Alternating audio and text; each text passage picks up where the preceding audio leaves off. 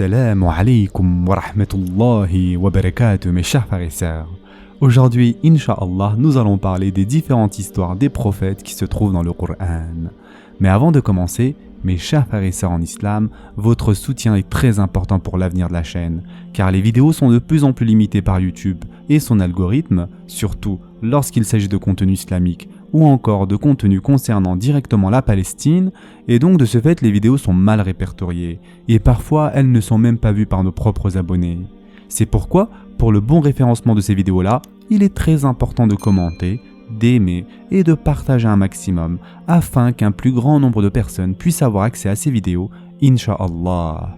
Ceci étant dit, commençons. Comme vous le savez, mes chers frères et sœurs en islam, un tiers du Coran est consacré aux histoires qui servent d'exemple concret dans l'application de la Sharia. Dans une certaine mesure, les principes de la Sharia et du fiqh ont également été développés à partir de la vie des autres prophètes dans le Coran, dans notamment l'étude du fiqh avec le principe de la loi de ceux qui nous ont précédés. Les versets coraniques concernant cette vérité sont nombreuses, et en effet, Allah Azza wa Jal dit dans le Coran: vous avez certes eu en eux un bel exemple à suivre, pour celui qui espère en Allah et en le jour dernier. Mais quiconque se détourne, alors Allah se suffit à lui-même et est digne de louange. Surat Al-Mumtahana, verset 6. Allah Azza wa Jal dit aussi: voilà ceux qu'Allah a guidés, suis donc leur direction. Dis: je ne vous demande pas pour cela de salaire, ce n'est qu'un rappel à l'intention de tout l'univers. Surat Al-An'am, verset 90. Mes chers frères et sœurs en islam, tous les prophètes disposaient de caractéristiques distinctives. À savoir, notre père Adam alayhi salam est un exemple de correction de son état par le repentir. Le prophète Nuh alayhi salam est un exemple de force et de persévérance face à une opposition incroyablement obstinée et à des épreuves. Le prophète Ibrahim alayhi salam est un exemple de sacrifice et de confiance totale en Allah subhanahu wa ta'ala face à l'épreuve de la vie, de la richesse et des enfants. Le prophète Ismaïl alayhi salam est le summum de la soumission. Le prophète Ayyub alayhi salam est un exemple de patience parfaite face à la maladie, la perte d'enfants et d'autres afflictions graves. Le prophète Yunus alayhi salam est un exemple de glorification et de l'importance de poursuivre son devoir sans jamais perdre espoir. Le prophète Zachariah alayhi salam est un exemple par son souci de la génération suivante et son refus de faire des compromis dans la sharia, et ce au détriment de sa vie. Le prophète Yahya alayhi salam est un exemple exceptionnel d'une jeunesse idéale qui a refusé de compromettre la loi divine et la payer de sa vie. Le prophète Moussa alayhi salam est un exemple d'intrépidité totale face à la tyrannie et de l'éducation des communautés les plus problématiques. Le prophète Sulayman alayhi salam typifie le vrai détachement du monde et l'humilité en ne laissant pas la richesse pénétrer dans son cœur.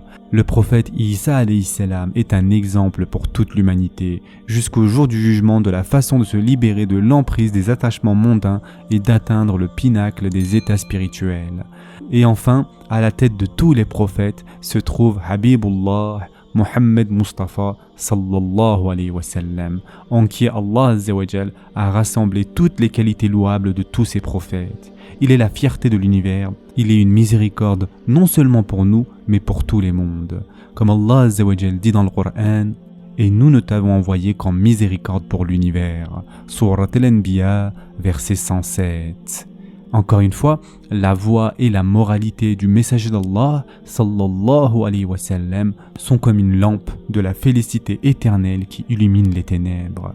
Comme Allah Azza wa Jal dit dans le Coran: ô prophète, nous t'avons envoyé pour être témoin, annonciateur, avertisseur, appelant les gens à Allah par sa permission et comme une lampe éclairante. Surat Al-Ahzab, versets 45 et 46. Maintenant, mes chers frères et sœurs en islam, voyons les caractéristiques exceptionnelles de notre cher prophète sallallahu alayhi wa sallam. Comme vous le savez, certaines des actions du messager d'Allah sallallahu alayhi wa sallam n'ont jamais été observées chez quiconque. Ceux-ci sont appelés les caractéristiques exceptionnelles du prophète sallallahu alayhi wa sallam. En effet, il s'agit ici des actes exclusivement propres au prophète sallallahu alayhi wa sallam qui ne peuvent être accomplis qu'avec le pouvoir lié au don de prophétie. Voyons maintenant quelques exemples de cela. Notre prophète sallallahu alayhi wa sallam n'a laissé aucun héritage matériel. Cependant, il n'a pas recommandé cela à sa communauté. Il a interdit de léguer tous ses biens à autrui, et si quelqu'un tient à léguer plus d'un tiers de ses biens, cela doit être fait avec l'accord de ses héritiers. Et ceci a été rapporté par Bukhari et Muslim.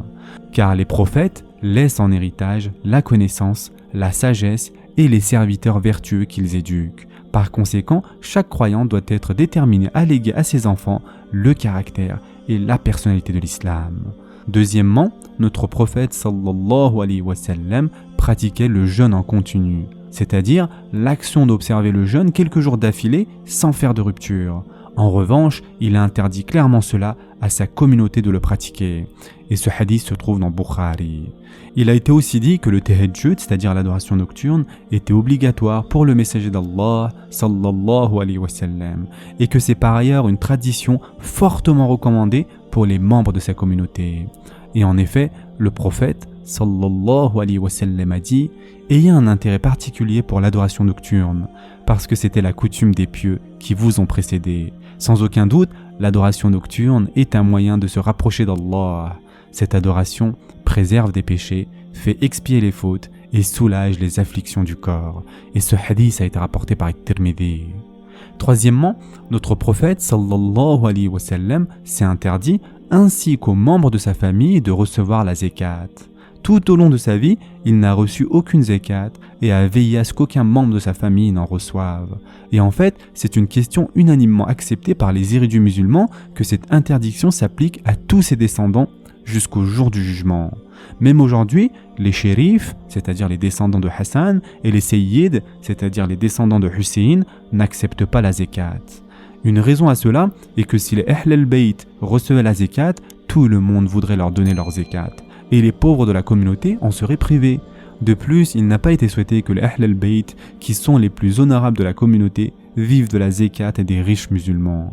Et enfin, quatrièmement, une autre caractéristique du prophète sallallahu alayhi wa sallam qui n'est pas valable pour les membres de sa communauté est qu'il a épousé plus de 4 femmes. Et puisque ces épouses bénies sont les mères des croyants, elles ont été interdites de mariage après la mort du prophète sallallahu alayhi wa sallam. Ce sera tout pour aujourd'hui. En attendant, prenez soin de vous mes chers frères et sœurs et à très prochainement, Inch'Allah.